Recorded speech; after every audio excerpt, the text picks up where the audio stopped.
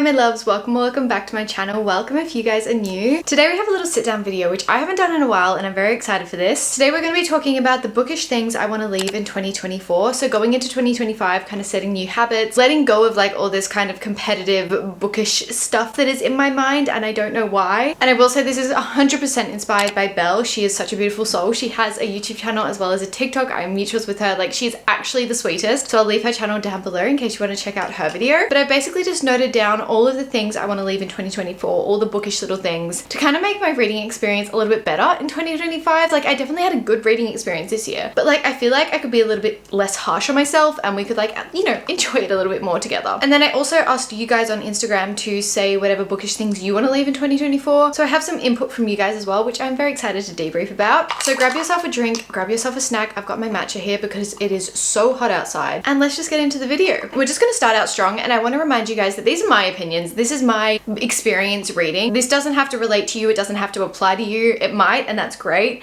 But like, this is my personal experience reading. So just remember that when I'm talking about it. So my first one is a TikTok related, Instagram related thing, like short form kind of content. And that is when you're scrolling through TikTok and you see a video and they're like the best book ever written or the only book ever written or what a book I could wish I could reread like a million times. Like, you know, one of those books that has really like just had a different effect on you. And they're just flipping through the pages, and then the TikTok stops and starts again and they haven't actually shown the cover of the book. And unless you like stop and pause at a very particular time and like zoom into the page and it happens to have the name of the book on that page, otherwise you don't know what the book is. And then I have to like examine all the comments to see if somebody knows what this book is. And the thing with me is I'm always going to be sucked in. If somebody says it's like the best book they've ever written or it's changed their life, I'm going to want to read it. Like I can't help it. I always am on the hunt for like new exciting books. So I just feel like if you're going to say that is totally great. Like please give me your book recommendations, but don't like go through the entire book without showing the cover, or at least put it in the caption what the book is. Like I get you're trying to get people to engage and that is totally fine. Like I get that, but like it would be great if you could show the book cover at the end. It can be at the very end, it can be in the caption, anything. Just show the title of the book. That kind of thing really bugs me. So that's something I'm definitely going to be leaving in 2024. I'm just going to be like scrolling past those videos because I need the book recommendations. I don't need to be like scouring the internet for something that resembles this book. Next, and a lot of you guys said this as well, quality over quantity. I feel like this is just such an important one because in the world of social media, in our bookish communities that we have created, which don't get me wrong, I absolutely love, I feel like sometimes whether you're aware of it or not, you can start comparing yourself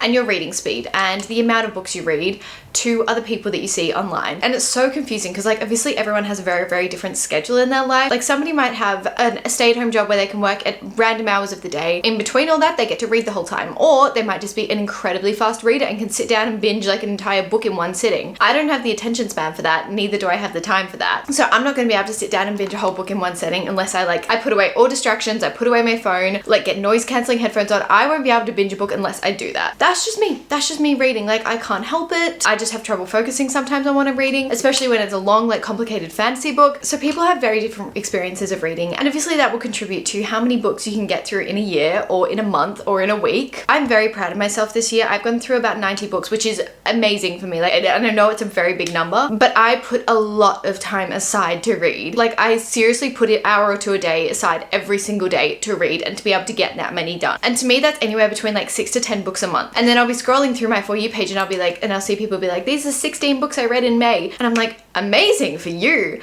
but why didn't I read that many? And also the different types of books you're reading. Like if you read 16 romance books, that's very different to reading like 16 Brandon Sanderson books because they're different lengths. They're different like mental states you have to be in when you read them. If you're reading a high fantasy, you got to be reading that high fantasy. You can't just be skimming through it. So I think that's really important to remember, and I really want to continuously remind myself that it doesn't matter how many books I read in a month. As long as I'm enjoying the books I'm reading, that is the main thing. Especially going into my Brandon Sanderson era. Like his books are so big, like they're over 1,000 pages, and I know that like when I read those books in a month, that's going to be taking up a lot of my month. I'm not going to be getting 10 to 11 books read in that month. I'm probably going to get like 5 books read, and I've just got to accept that, and that's okay. And I often get scared because I'm like, oh, nobody will want to like take my recommendations because I'm not reading enough for them, or nobody will want to watch my wrap-ups. That's okay. I'm reading for fun. I'm reading for the experience, and that's important to remember. So quality over quantity, which leads me into my next point, and that is DNFing books. If you're like me, it is incredibly hard to DNF a book that you're not enjoying.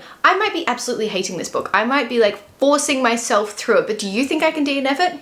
I have hated quite a few books I've read this year, and that has not stopped me from pushing through those books. I am very proud of myself. I have DNF'd 2 or 3 books this year, which is a big step for me, a very big step for me. And I'm very proud of myself for doing that. Like, that's a big thing. I just don't think you should be wasting your time. Like, if you get 50% through the book and you're hating every second of this and have no desire to pick the book up and not liking any of the characters, not connecting to anyone, I'd just say, like, 9 out of 10 times that book isn't gonna get any better. That book just isn't for you. I had this experience with Flock at the beginning of the year. I forced myself through it because I'm like, I'm going to love it. Like, I'm going to love this series. And then I got to the end and I was like, what did I just read? Why does everyone love this series so much? And why do I really like not like it? Why did I feel so uncomfortable while reading it? And I just think I could have saved like an entire week of reading if I hadn't just pushed myself through those. And I want to stop feeling guilty for DNFing books, because that is another, like, I'll DNF it and then in the back of my mind I'm like, you should finish it, you should finish it. Like, people are going to be disappointed that you've DNF'd this book, and I'll just go down a rabbit hole, and then it's just the beginning of the end really, and I'll end up picking it back up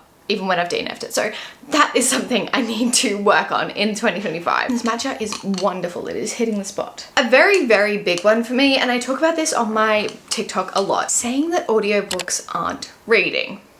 If you have listened to every single word of that book and you know the storyline, you know the plot, you know the characters, you know how it ends, how does that not count as reading the book? Now, personally, I don't listen to many audiobooks because I just don't have a lot of situations where I can. So I'll go on walks now and then and listen to them, or when I'm cleaning the house, I'll listen to them.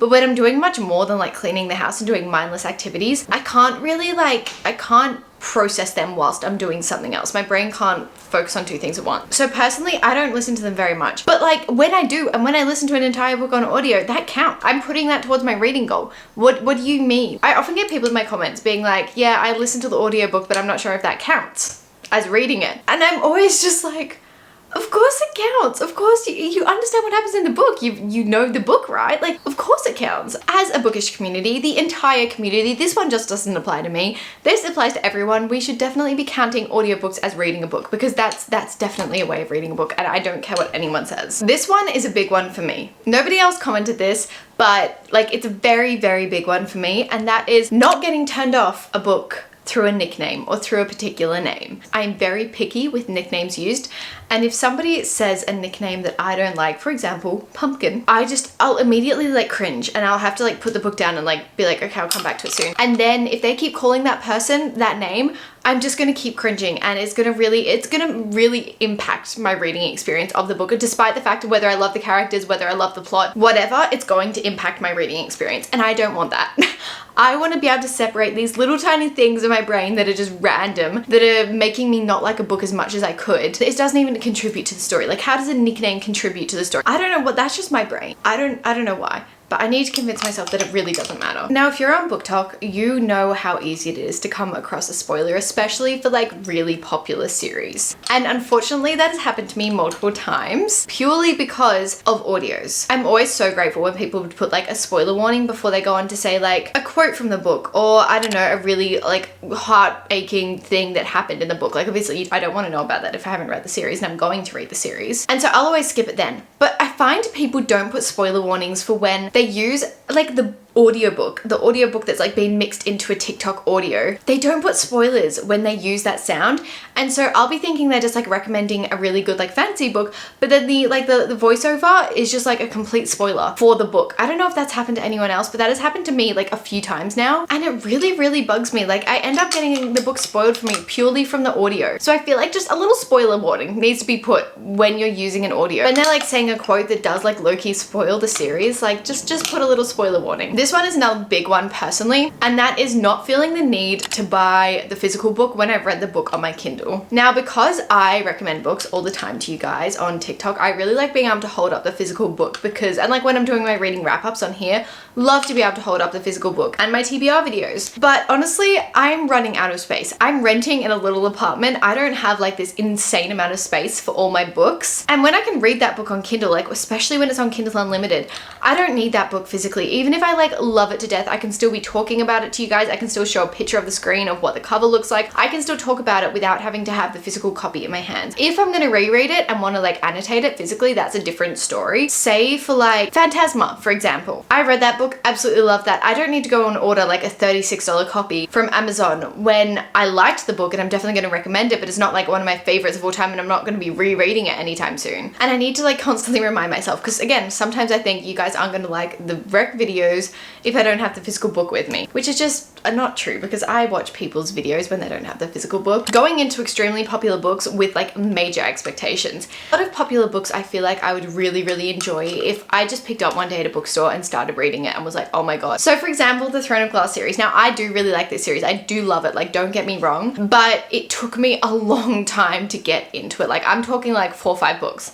to like appreciate it. Not even to the level that you guys do. Like I feel like have the same appreciation that a lot of people do for it, and that makes me really sad, because I feel like it could be like an entire personality of mine, but because I had seen some low-key spoilers because of audios, and like there was just so much hype surrounding it, I just feel like I didn't connect to it as much as I could have, and I just went in with such high expectations that like I don't know if anything could have met those expectations, if I'm going to be honest. I also think if I read this series when I was a lot younger, I would have loved it a lot more. I feel like to a lot of people it's like their equivalent of like Harry Potter to me or something like that, and I really wanted it to be like that for me, but sadly it wasn't. I think that's just because of all like the hype on BookTok it gets, because I only finished this series at the beginning of this year, like, and I also think if you went in before you'd read heaps and heaps of fantasy, that might also elevate your experience. I don't know, but I kind of just kept comparing it to other books I'd read, and I'm like, why am I doing this? I'm like, yeah, because it's so hyped up and I want to be able to like understand this hype, but I'm struggling. But then on the other hand, I went into Quicksilver this year with like kind of just expectations. I just didn't try to think about it very much. I was like, if I like it, I like it. If I don't, I don't. It's not the end of the world. And it really like it blew me away. It was amazing. It was literally amazing. And I feel like it's because I went in with just like very mild expectations, and I was just so excited to be like immersed in a brand new world with brand new characters again. The last one of mine before I go through some of yours, although I think a lot of yours are pretty similar to mine, is allowing time for other hobbies. Now I know that like reading is my main hobby, but I am one of those people who have multiple hobbies. For example, I am a painter. I love to paint. I do like listening to audiobooks while I paint, so that is something I really want to keep doing in the future, going especially into 2025. But I also love crocheting. I love playing Hogwarts Legacy despite the fact that it makes me motion sick. I love yoga. I love Pilates. I love going for walks, and I love hanging out with my friends. And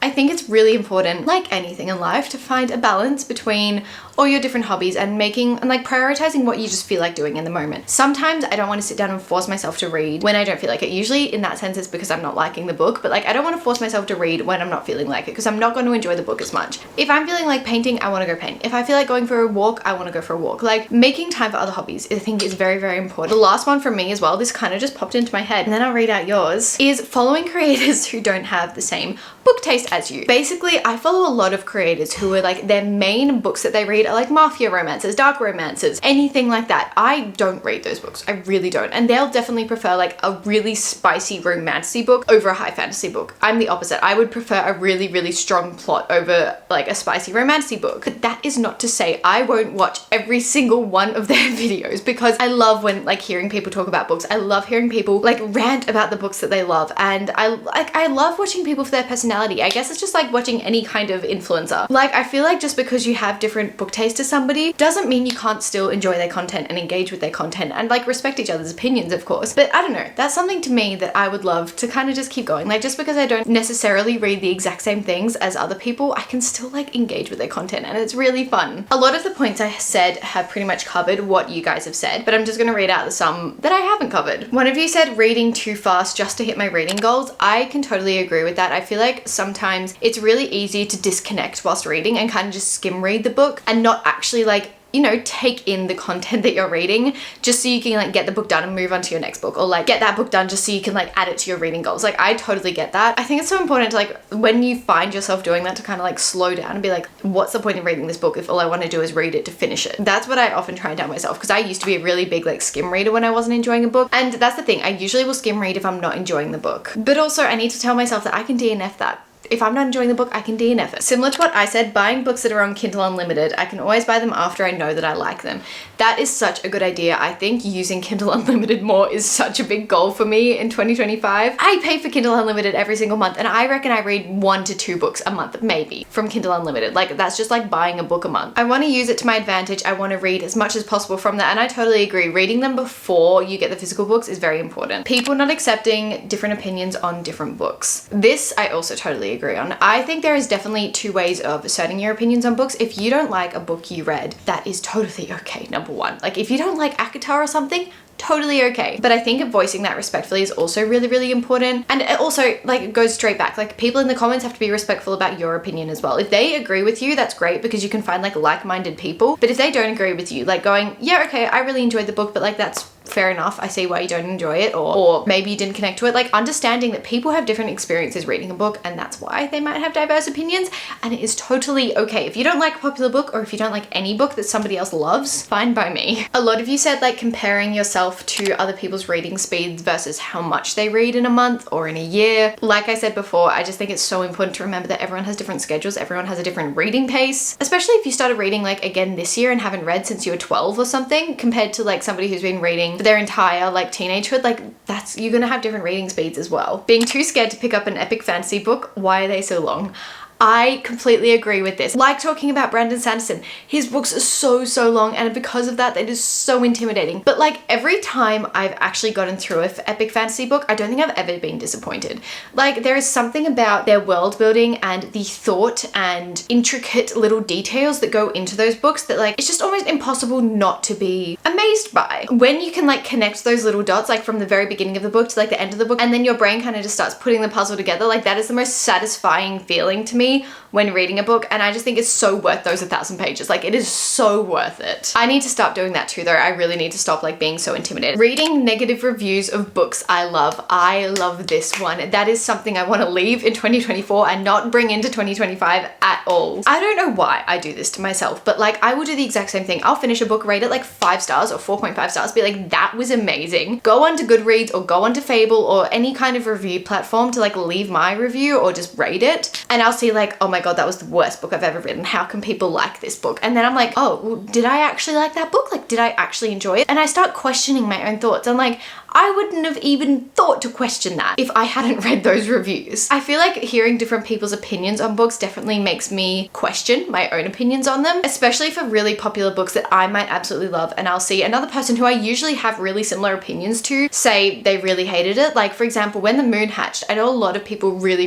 didn't like that book, but I thought it was one of the best books I've read this year. And so I kind of started going like, did I read the right book? Like, did I read the same book as you guys? Or maybe I didn't read it properly. Maybe there was things I skipped over that I didn't enjoy about the book. And like, no, I just really liked the book and somebody else didn't, and that's fine. But that is pretty much all the bookish things I want to leave in 2024. I hope you go into 2025 with like a kind of refreshing mind and knowing that like reading is meant to be fun, reading is meant to be enjoyable. It's a fun hobby to have. You don't have to put pressure on yourself to read. You don't have to like be reading the same or enjoying the same books as other people to enjoy reading. It really doesn't matter. I think just going into 2025 with a good, refreshing mindset towards reading is very important. But those are my goals for 2025. That is what I want to leave in 2024 and move into 2025 with. So thank you so much for watching today's video. I hope you all enjoyed. Thank you so much for watching to the end if you did. I love you all so much, and I will see you in my next video.